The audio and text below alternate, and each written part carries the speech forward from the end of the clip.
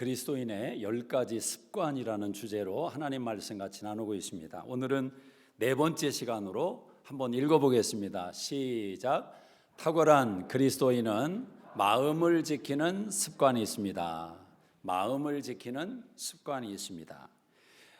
여러분이 한 번쯤은 들어보신 그런 표현일 텐데요. 사람이 나이가 40이 넘으면 자기 얼굴에 책임을 져야 된다, 그런 말이 있습니다. 아브라함 링컨의 말로 유명합니다. 한 번은 링컨에게 어떤 사람이 추천을 받고 면접을 하게 되었답니다. 근데 면접을 하고 나서 링컨이 그 사람 얼굴이 마음에 안 든다라고 퇴짜를 놓았습니다. 얼굴이 마음에 안 든다고 거절을 한 것입니다. 그래서 추천한 사람이 조금 언짢아서, 아니, 타고난 얼굴은 부모 책임일 뿐 본인의 책임이 아니지 않습니까? 라고 링컨에게 반문했습니다. 그자 링컨이 하는 말이 40이 넘으면 자기 얼굴에 책임을 져야 한다. 40 이후의 얼굴은 스스로 만든 것이다. 40 이후의 얼굴은 스스로 만든 것이다. 여러분은 어떠십니까? 우리 나이가 40이 넘으신 분들 자기 얼굴에 책임질 수 있겠습니까? 40이 넘으면 그 얼굴은 내가 만든 것이다 라는 것입니다. 링컨의 말의 의도가 무엇이겠습니까? 얼굴을 어떻게 가꿨느냐, 좋은 것으로 어떻게 얼굴을 보존했느냐, 그 말이 아니라 어떤 생각을 가지고 살아왔느냐, 어떤 마음의 인격을 함양하며 인생을 살아왔느냐가 그 얼굴의 표현으로 드러난다라는 것입니다. 사람의 마음은 참 신비로운 영역입니다. 마음에는 색깔이 있습니다. 그래서 그 마음의 색으로 사람과 대상을 바라보곤 합니다. 마음은 유리와 같아서 반사해 줄 때 건강하면 있는 모습 그대로 보여주지만 유리가 조금 깨어지면 왜곡된 모습을 보여줍니다. 또 때로는 찌르는 아픔을 가져오기도 합니다. 마음은 부드럽기가 솜사탕 같습니다. 한없이 마음이 부드러울 때는 그렇게 달콤할 수 없습니다. 그러나 그 마음이 굳어지기 시작하면 시멘트를 발라놓은 것처럼 아주 단단해지는 것입니다.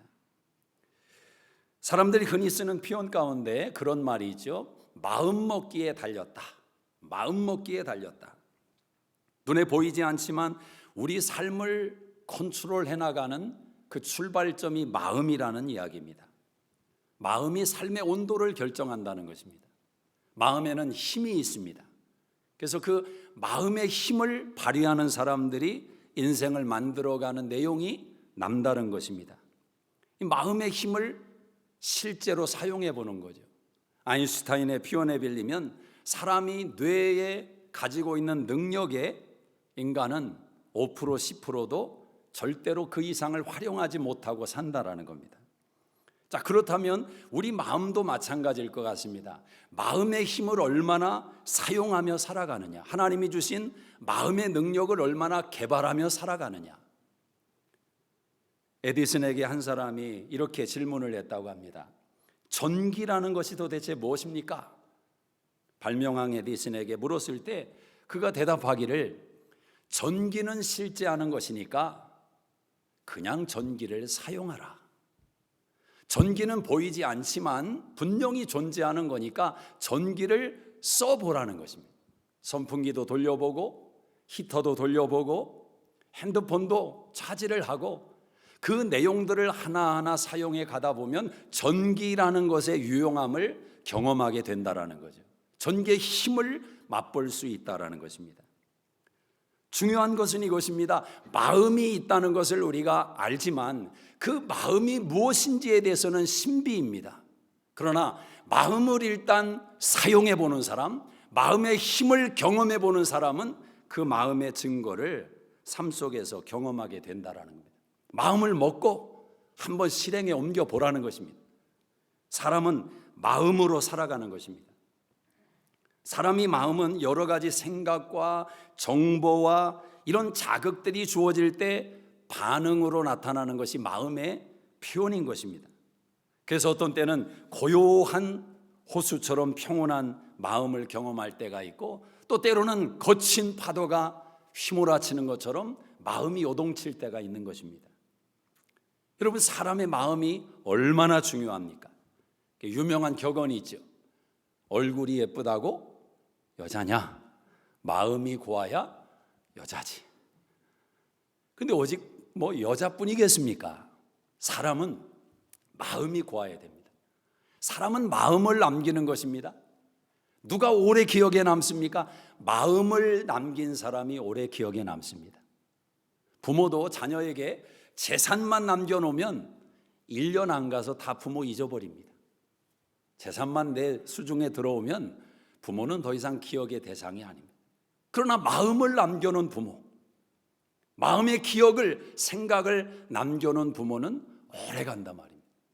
사람도 마찬가지입니다. 우리는 마음을 남겨놓는 것입니다. 마음을 남기는 것이다. 마음이 무엇인가? 마음은 신비로운 자리입니다. 수많은 사람들이 마음을 그렇게도 오래 연구해 왔지만 누구나 다 동의할 수 있는 마음의 정의, 그것은 아직까지 요원합니다. 어떤 사람은 심장이 마음이라고 생각하고, 어떤 사람은 생각이 마음이라고 생각하기도 합니다. 마음이 어디에 있느냐? 저는 개인적으로 성경을 통해서 마음이 어디에 있는가, 마음이 무엇인가를 생각할 때 두 가지를 얻게 되었습니다. 마음은 눈에 있다. 마음은 눈에 있다. 사람이 마음 있는 것을 바라보게 되어 있습니다. 그래서 여러분, 마음의 힘을 키우기 위해서는 보는 것이 중요합니다. 보는 것이 중요합니다. 똑같은 내용도 여러분의 꿈과 소망이 담긴 글씨를 써놓든지 그림을 붙여놓든지 계속 보는 게 중요합니다. 그 보는 것이 마음과, 내 안에 있는 마음과 연결되는 지름길이다라는 거죠. 또 마음이 어디에 있느냐? 마음은 말에 있는 것입니다. 말에. 사람의 마음에 가득한 것을 말로 표현하게 되는 것입니다. 마태복음 12장 34절에 마음에 쌓여 있는 것이 말로 나온다라는 것입니다. 은연중에 나오는 것입니다. 감출 수가 없습니다. 사람의 마음은 눈에 있고 입에 있다. 저는 딸에게 아주 세뇌될 정도로 이야기를 많이 했습니다.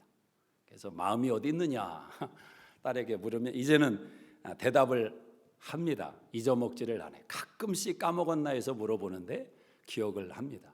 한 번은 마음이 어딨냐 했더니 또 본인간에 또 생각을 조금 해가지고 눈에 있고 입에 있는데 마음은 손과 발에도 있어 아빠.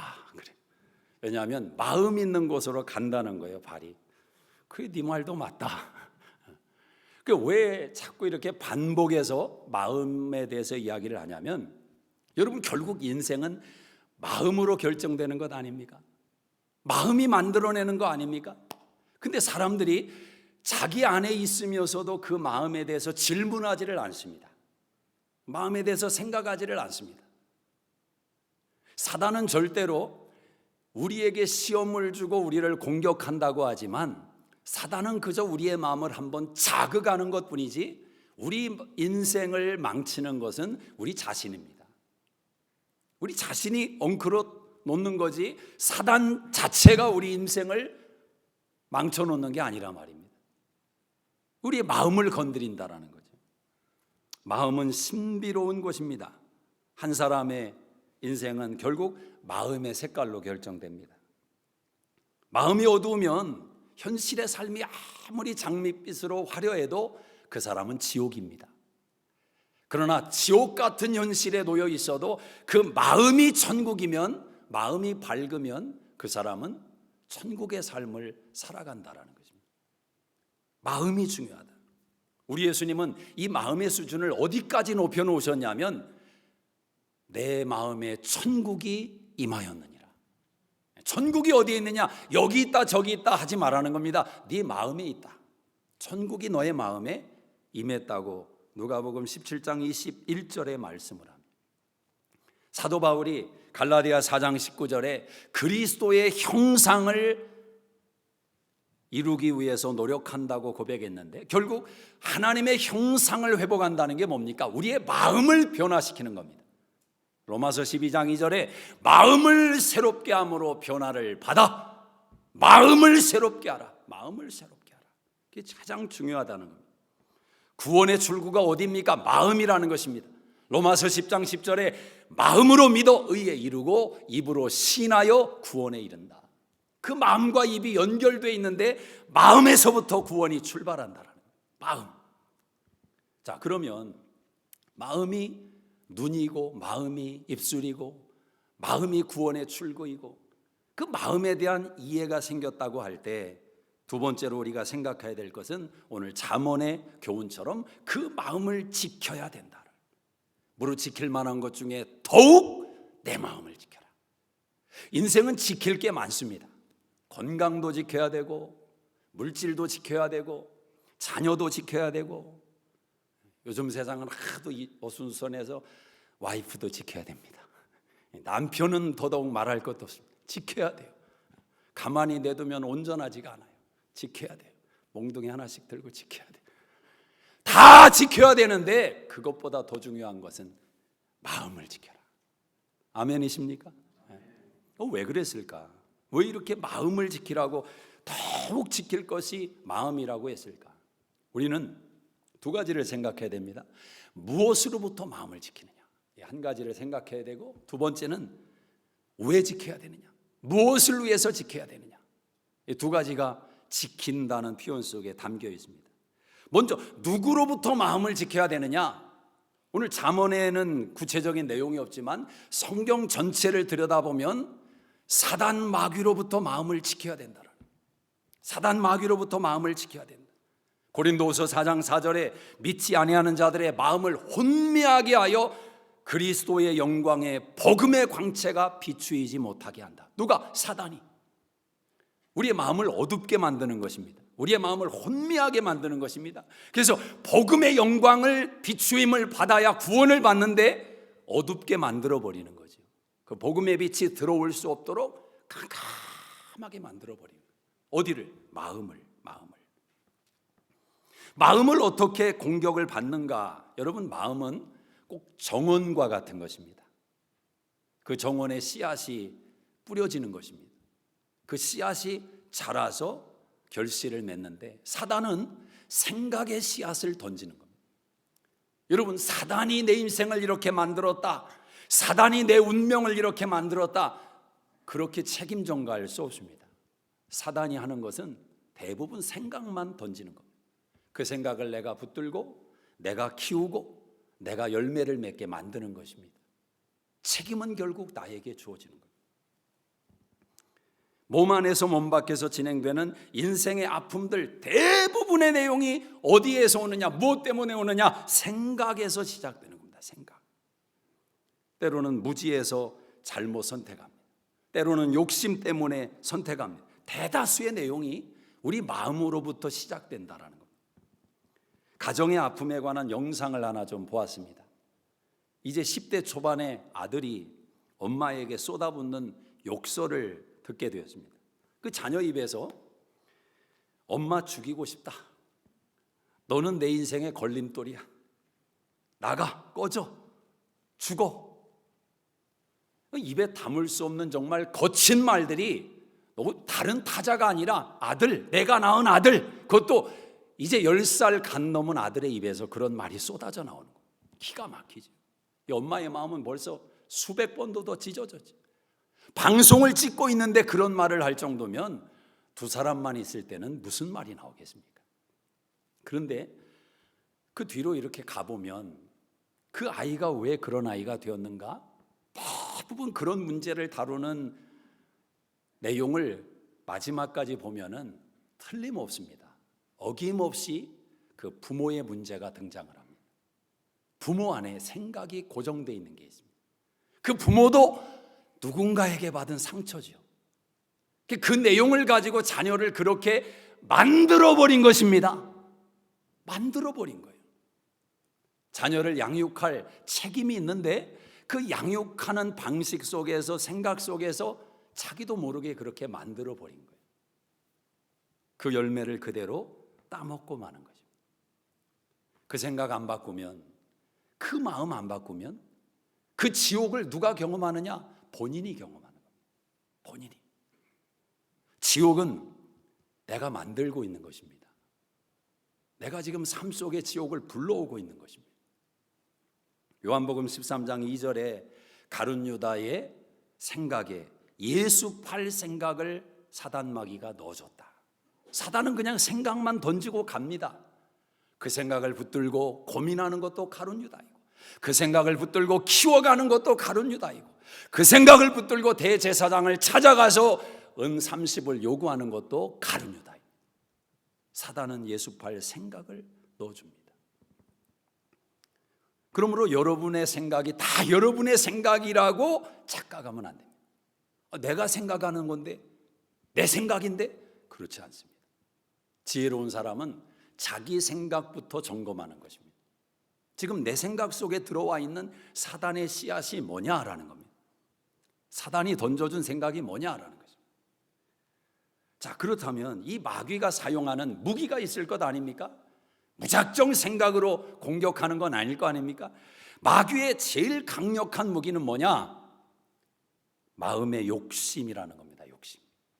창세기 3장에 보면 아담과 하와가 에덴 동산에서 부족함이 없는 삶을 살았습니다. 에덴의 모든 나무의 실과를 다 먹어라, 네 마음대로 먹어라, 이 자유를 주셨지요.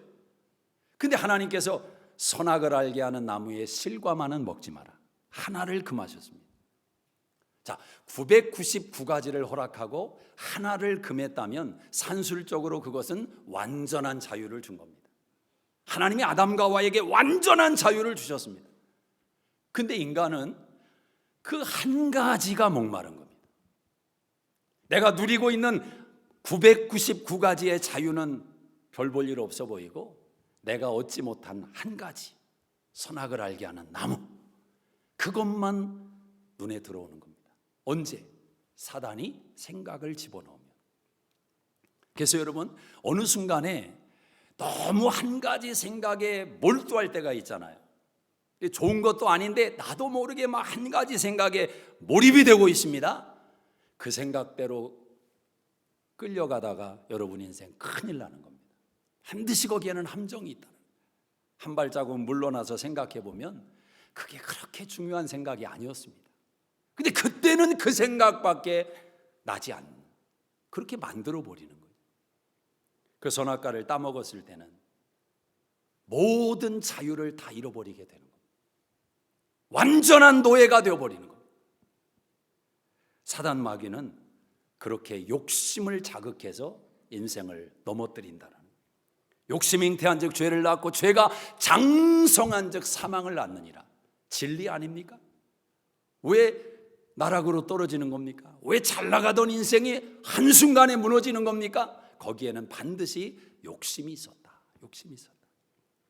또 마귀가 사용하는 무기가 뭐냐? 마음을 공격하는 무기가 뭐냐? 열등감에서 나오는 수많은 여우들입니다. 여우들. 아가서 2장 15절에 보면 아가서 이런 말씀이 있습니다. 포도원을 허는 작은 여우들을 잡아라. 포도원을 허는 작은 여우들을 잡아라. 여러분, 아가서의 내용은 솔로몬과 술람미라는 여인의 사랑의 이야기 아닙니까? 그런데 이 술람미 여인의 현실을 아가서 1장이 묘사를 하는데, 이 여인은 어머니와 오빠들이 이 동생을 뜨거운 태양빛이 내쬐이는 포도밭으로 내몰았습니다. 그 얼굴이 태양에 그대로 노출돼 버렸습니다. 시간과 함께 얼굴이 새카매집니다. 거무스름해집니다. 심지어 얼굴이 계달의 장막처럼 염소 가죽과 같은 얼굴로 여인의 얼굴이 변해갔다라는 거죠. 근데 이 술람 여인에게 어느 날 솔로몬이라는 왕의 사랑이 찾아온 겁니다. 그래서 둘 사이에 사랑의 꽃이 피게 됩니다. 근데 그 사랑이 진행되고 있는 과정에서 이 말씀이 나오는 겁니다. 포도원을 허는 작은 여우를 잡아라. 지금 술람 여인은 포도원의 기쁨을 맛보고 있습니다. 포도 송이를 따먹고 있습니다. 그런데 여우들이 와서 포도밭을 망가뜨린다. 팔레스틴 지역에는 포도 이 농사가 번성했답니다. 그런데 동시에 여우가 그렇게 많았다는 겁니다. 그때 그래서 우리가 삼손 이야기를 봐도 삼손이 여우 300마리를 잡아가지고 꼬랑지를 묶어서 블레셋 진영에 보내는 것 아닙니까? 여우들이 그렇게 많았는데 그 여우들이 포도 농사가 무르익을 때쯤 포도밭에 들어와서 다 망가뜨려 놓는다는 겁니다. 그래서 이솝우화에 보면은 여우의 신포도 이런 얘기도 있지 않습니까? 이 포도원을 여우들이 다 허물어 버리는 겁니다. 그 여우를 잡아라. 단수가 아닙니다. 복수입니다.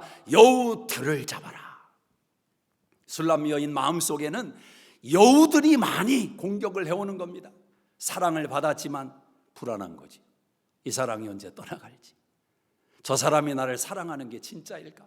나는 거무스름한데, 계달의 장막 같은데, 나는 집안 배경도 엉망인데, 수많은 열등감과 또 수많은 자기 피해와 버림받음과 자존감의 무너짐과 수많은 감정 속에 진행되는 여우들이 있단 말입니다. 가만히 보면 한 사람의 인생이 병드는 데 있어서 큰 무슨 시험이 필요가 없어요. 그냥 마음에 여우 한 마리만 들어오면 그냥 망가지는 게 순간이더라는 거예요. 외롭다. 그 여우를 잡아야 되는데. 외롭기는 뭐가 외로워요? 주님과 함께하면 그 어디나 하늘나라, 찬양은 그렇게 잘 부르면서. 근데 여우가 들어오면 안 된단 말입니다. 온통 내 인생이 다 외로움으로 가득 차니까 불안하다, 두렵다.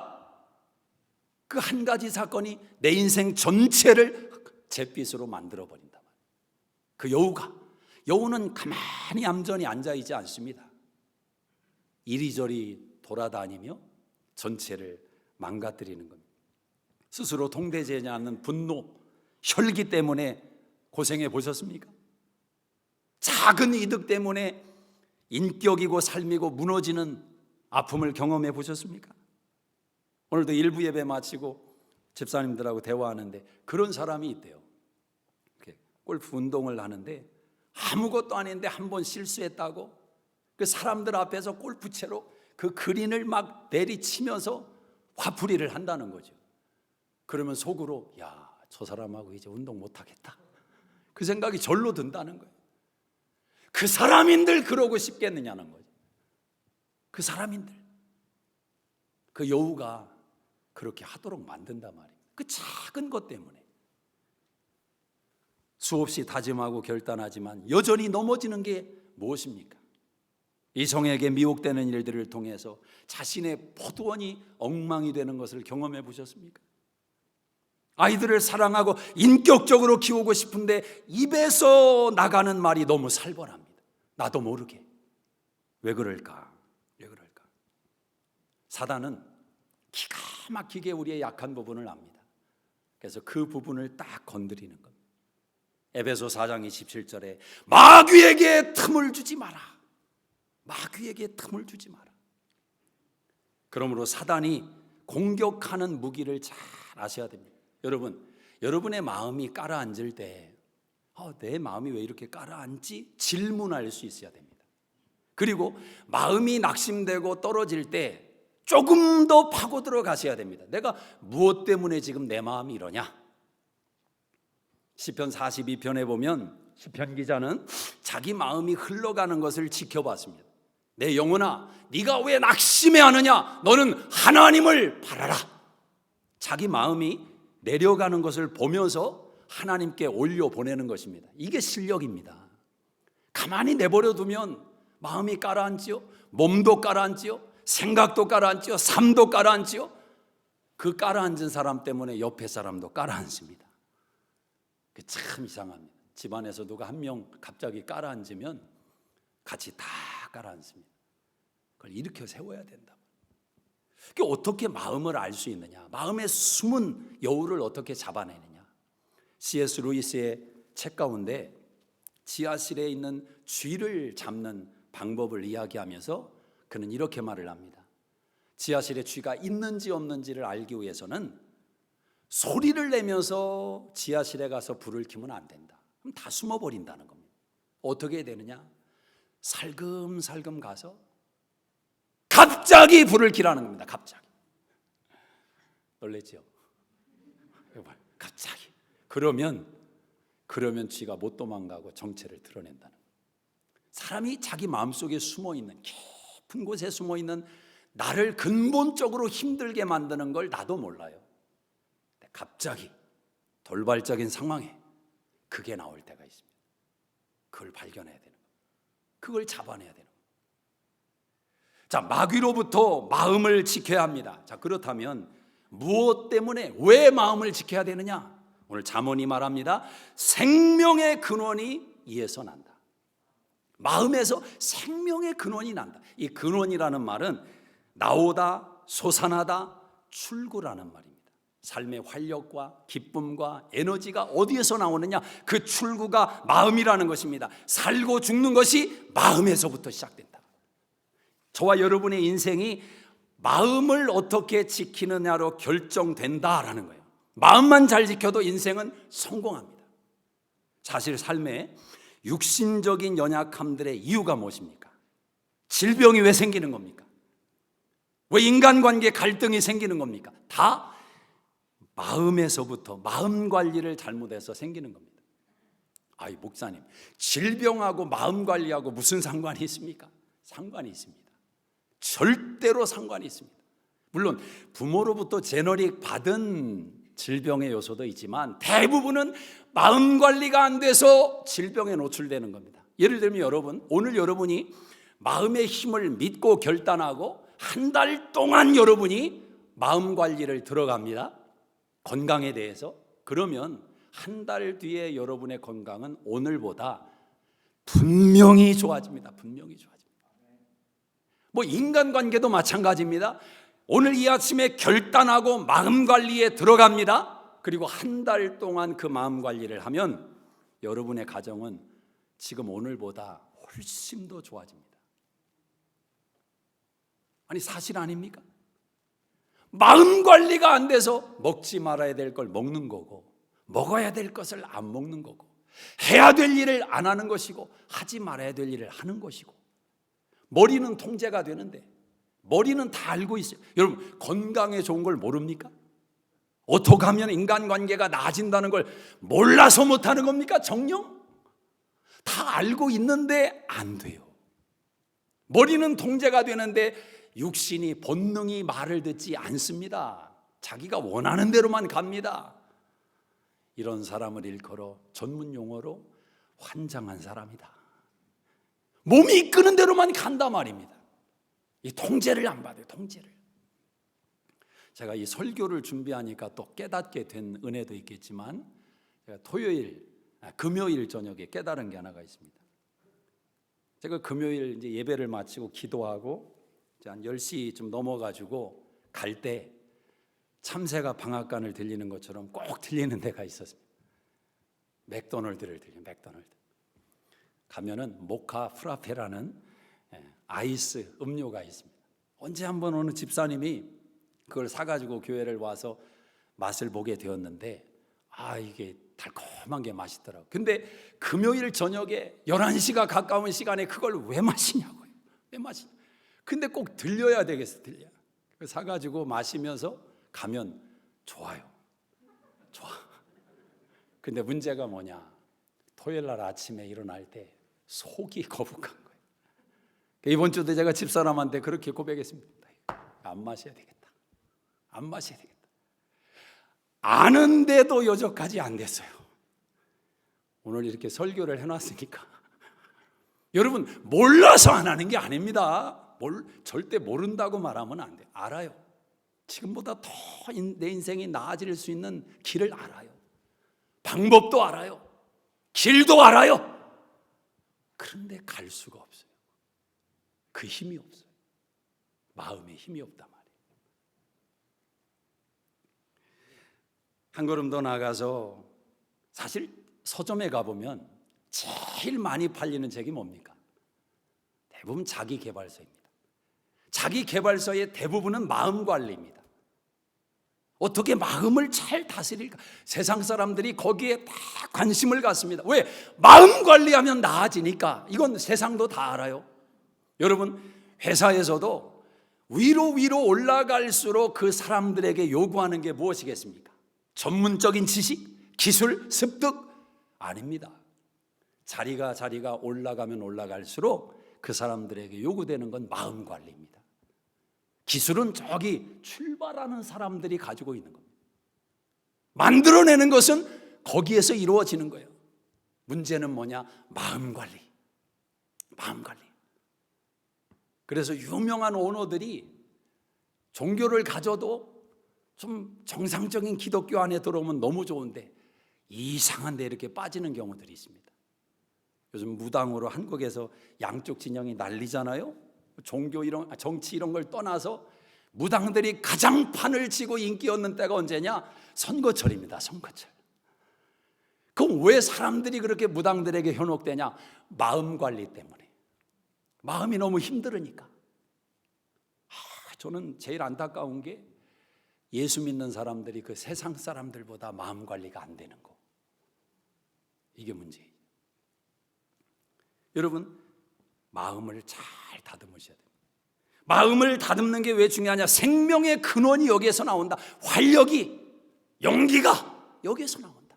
그 출구가 마음이다. 더 중요한 것은 하나님의 영광이, 하나님의 생명이 이 마음에서부터 시작된단 말이에요. 마음 빼앗기면 타락합니다. 로마서 1장을 보면 1장 21절에 그 생각이 허망하여지고 그 미련한 마음이 어두워졌나니. 사람이 생각이 허망해지고 미련한 마음이 들면 딱 만드는 게 뭐냐면 우상을 만듭니다. 우상을 만들어요. 24절에 보면 정욕의 마음으로 치닫고 26절에 보면 부끄러운 욕심의 마음으로 빠지고 28절에 보면 상실한 마음이 된다. 마음을 잃어버려요. 자기 마음을 잃어버려요. 무슨 짓을 하는지 몰라요. 거기서 나오는 현상은 온갖 유의 죄와 불의로 가득 차게 된다라는 거예요. 마음을 빼앗기는 건 인생을 빼앗기는 겁니다. 잠언 25장 28절에 마음을 제어하지 못하는 자는 성읍이 무너지고 성벽이 없는 것과 같으니라. 마음을 제어하지 못하면 성벽이 없어요. 원수들이 그냥 걸어 들어올 수 있는 인생이 되어버립니다. 마음을 지키라. 무엇보다 중요한 것은 마음을 지키라. 마음을 지키라. 자, 그러면 결론적으로 탁월한 그리스도인은 마음을 지키는데 어떻게 마음을 지키느냐? 어떻게? 그렇죠? 어떻게 마음을 지켜서 내 마음의 숨은 힘이 드러나서 내 인생을 더 보람되고 의미 있게 하나님 앞에 영광스러운 존재로 만들 수 있는가? 어떻게 내 마음의 힘을 이끌어낼 수 있는가?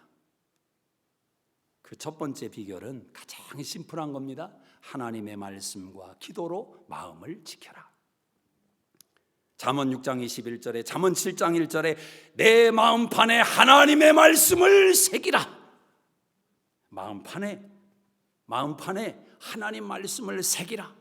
또 읽고 또 읽고 쓰고 묵상하고. 그래서 말씀이 딱 새겨지면 무릇 지킬 만한 것보다 더욱 내 마음을 지키라. 생명의 근원이 이에서 남이니라. 마음판에 새겨져 있으면 어떤 상황과 현실이 진행되다가 갑자기 이 말씀이 딱 생각나서 마음을 지키자. 이게 떠오른단 말이죠. 저는 하나님의 말씀은 히브리 4장 12절에 살았고 운동력이 있다고 말씀하지 않습니까? 말씀이 우리 심령 안에 돌아가고 있는 팔랑개비와 같습니다. 이렇게 막 돌아가다가 이 말씀 속에서 사단이 어떤 내용으로 생각을 집어넣을 때 거기에 맞는 말씀이 탁 나가야 되는 거예요. 떠올라야 되는 거예요.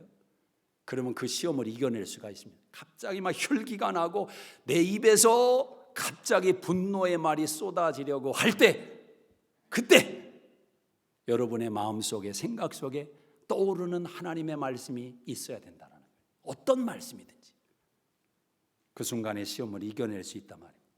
빌립보 4장 6절에 7절에 아무것도 염려하지 말고 오직 모든 일에 기도와 간구로 너희 구할 것을 감사함으로 하나님께 아뢰라. 그리하면 모든 지각에 뛰어난 하나님의 평강이 너의 마음과 생각을 지키시리라.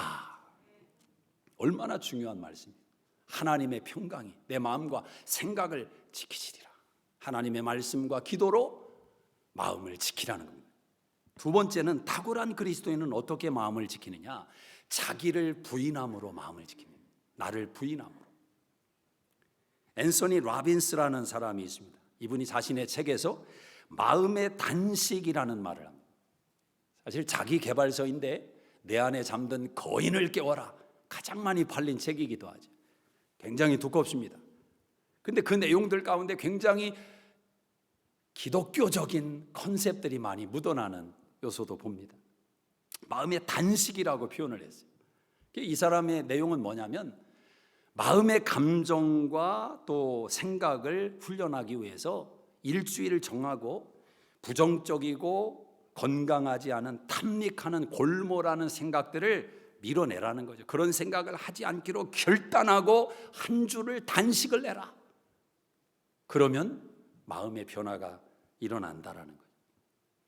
시편 기자와 같은 내용일 수 있습니다. 근데 이 용어를 조금 더 우리식의 용어로 표현하면 자기 부인 아닙니까? 여러분, 결국 인생은 자기와의 싸움입니다. 그렇지 않습니까? 원수가 있지만 원수와 싸우기 전에 나와 싸워야 됩니다. 나와. 다윗이 골리앗과 싸우기 전에 자기와 먼저 싸워야 됩니다. 나와의 싸움에서 이겨야 원수도 이기는 거지, 나와의 싸움에서 지면 용기가 안 나요. 이미 주저앉은 거니까. 나와의 싸움이다. 나와의 싸움에서 이겨야 된다. 승리해야 된다. 자기를 부인하는 사람이 자기와의 싸움에서 승리하는 지혜자입니다. 제일 무서운 사람이 누구입니까? 싸울 때, 학창시절에 정말 제일 무서운 친구가 누구냐면 꼴통입니다. 꼴통. 죽기 살기로 싸우는 거예요. 키는 요만해가지고 죽기 살기로 싸워요. 달려들어요. 감당 안 됩니다. 져줘야 돼요. 그게 이기는 겁니다. 큰일 납니다. 자기를 부인한다라는 것은 가장 강력한 힘이 되는 것입니다. 마음의 단식을 자기 부인으로 이해할 수 있습니다. 그럼 자기를 부인한다는 게 뭐냐? 또 다른 표현으로 성경은 신명기 10장 16절에 마음의 할례를 행해라.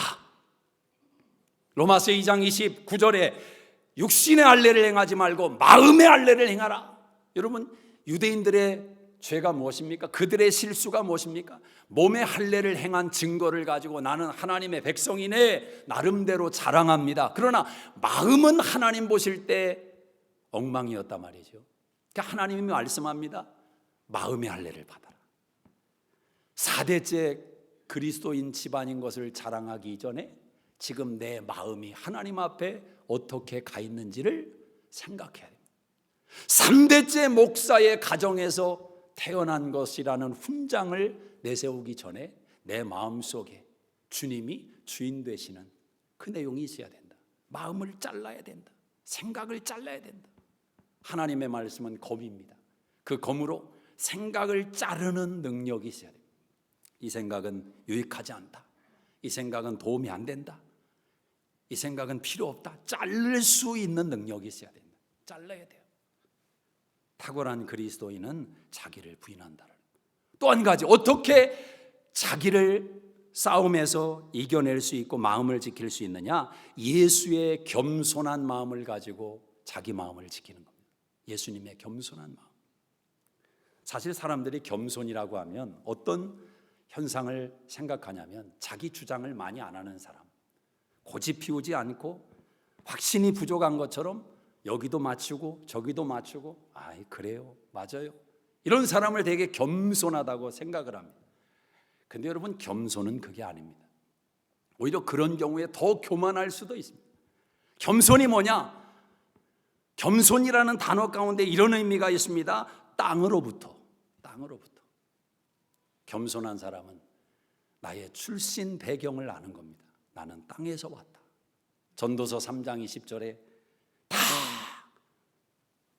땅으로부터 흙으로부터 말미암았으니 다 흙으로 돌아갈지라. 흙에서 왔으니 흙으로 가는 겁니다. 고린도전서 15장 47절에 첫사람은 땅에서 났으니 흙으로 돌아가려니와 둘째 사람은 하늘에서 났느니라. 우리 예수님은 땅에서 나지 않았습니다. 하늘에서 나신 분입니다. 그런데도 예수님은 자기를 다 비우고 종의 형체를 가져 죽기까지 복종하셨다. 겸손으로 십자가를 짊어지셨다는 겁니다. 여러분, 하늘에서 나신 예수님도 겸손으로 십자가를 짊어지셨다면 땅에서 난 우리가 자랑할 게 뭐냐는 거죠. 인생이 자랑할 게 없습니다. 세상의 능력이라는 것, 세상의 명예라는 것, 세상의 훈장이라는 게 자랑할 수 없는 이유가 뭐냐? 조금 지나면 흙으로 내려가니까. 매 고개를 번쩍 세우고 잘난 것처럼 교만을 떨지만 속으로 그렇게 생각하면 됩니다. 얼마 있으면 흙으로 갈 텐데, 흙으로 갈 텐데. 다 내려가는 거예요. 교만할 게 어디에 있습니까? 마태복음 11장 28절에 수고하고 무거운 짐진 자들아 다 내게로 오라. 나는 마음이 온유하고 겸손하니 내게로 와서 배우라. 주님의 겸손을 배우라는 거예요. 누가 자기 마음을 누가 지킬 수 있느냐? 요동치는 마음을 누가 지킬 수 있느냐? 예수의 마음, 겸손한 마음을 붙든 자가 지킬 수 있다. 사랑하는 여러분, 저와 여러분의 마음의 현주소를 살피는 은혜가 있기를 원합니다. 마음을 지키기로 결단하는 은혜가 있기를 원합니다. 그래서 우리의 삶의 변화가 어디에서부터 시작되느냐? 마음으로부터 시작되기를 주의 이름으로 축복합니다. 여러분 안에 더 큰 힘이 있습니다. 여러분 마음에 더 놀라운 능력이 있습니다. 끄집어내셔야 됩니다. 그 마음의 힘을 끄집어내셔야 됩니다. 그 마음을 지켜야 됩니다. 빼앗기지 말아야 됩니다. 마귀에게 틈을 주지 말아야 됩니다.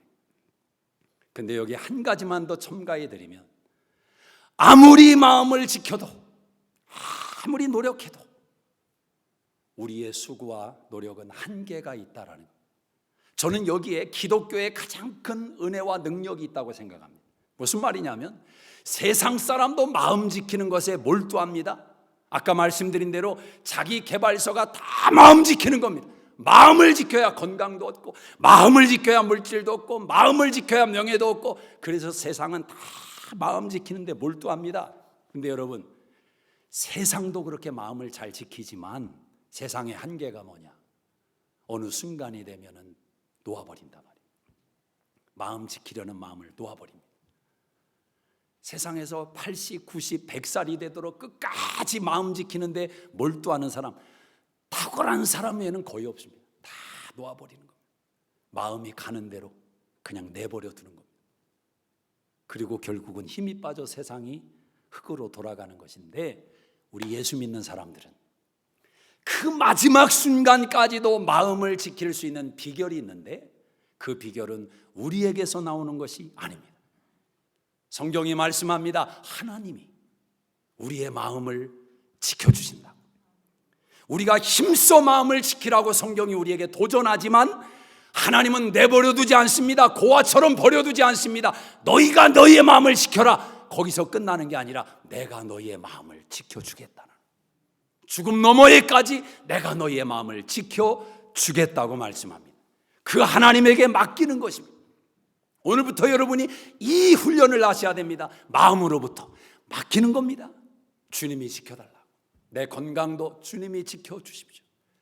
주님이 허락하시는 인생의 연수 동안 보람되고 의미있게 살겠습니다. 하나님이 지켜주십시오. 맡기는 거예요.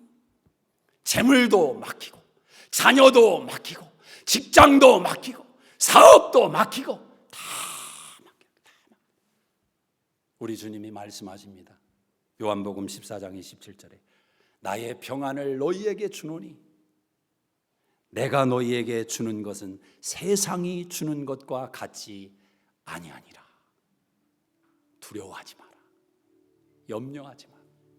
내가 너희에게 주는 평안은, 내가 너희에게 주는 기쁨은 세상이 주는 것과 같지 아니하니라. 믿으시기를 바랍니다. 기도하겠습니다. 하나님 아버지, 마음을 지키는 결단을 통해서 우리의 인생에 놀라운 변화가 일어나게 하여 주시옵소서. 하나님이 마음에 심어놓으신 능력을 발견하고 개발하게 하셔서 우리의 인생이 새로워지게 하여 주시옵소서. 마음을 새롭게 함으로 변화를 받는 수종교회 2부 예배자들이 되게 하여 주시옵소서.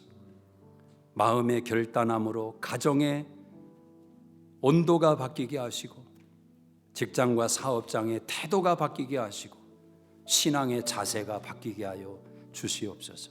새롭게 하여 주시옵소서. 예수님의 이름으로 기도드리옵나이다. 아멘. 우리 다 자리에서 일어나셔서 들으신 말씀 생각하며 이 찬양 부르실 때 여러분 마음에 결단이 있기를 원합니다. 마음의 단식도 좋습니다. 자기 부인도 좋습니다. 겸손한 예수님의 마음을 닮아가는 것도 좋습니다. 어떤 결단을 하시겠습니까? 마음의 결단이 있기를 원합니다. 평안을 너에게 주노라. 평안을 너에게 주노라.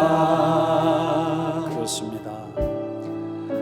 세상이 줄 수 없는, 세상이 알 수도 없는, 세상이 할 수도 없는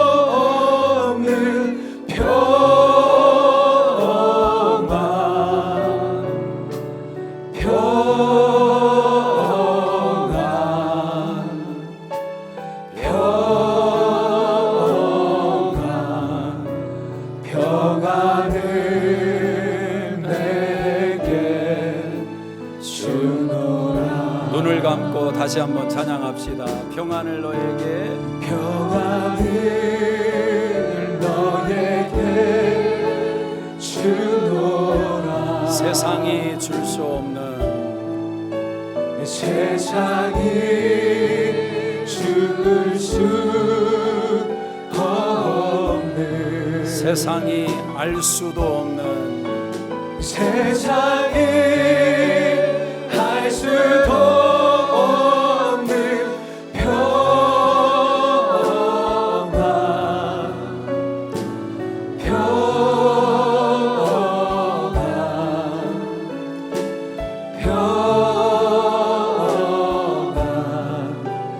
평안을 내게 주노라. 조용히 눈을 감고 1분 동안 기도하실 때 여러분 마음에 어떤 결단을 하시겠습니까? 감사하다고 사랑한다고 그 표현을 일주일 동안만 마음에 결단하고 반복한다면 많은 변화가 있지 않겠습니까? 여러분 삶에 어떤 변화가 있기를 원하십니까? 여러분 안에는 그만큼의 힘이 있습니다. 하나님이 주신 능력이 있습니다. 알면서도 행하지 못하는 연약함에 숨지 말고 아는 대로 행할 수 있는 지혜를 달라고, 능력을 달라고 기도하셔야 됩니다. 더 나아질 수 있습니다.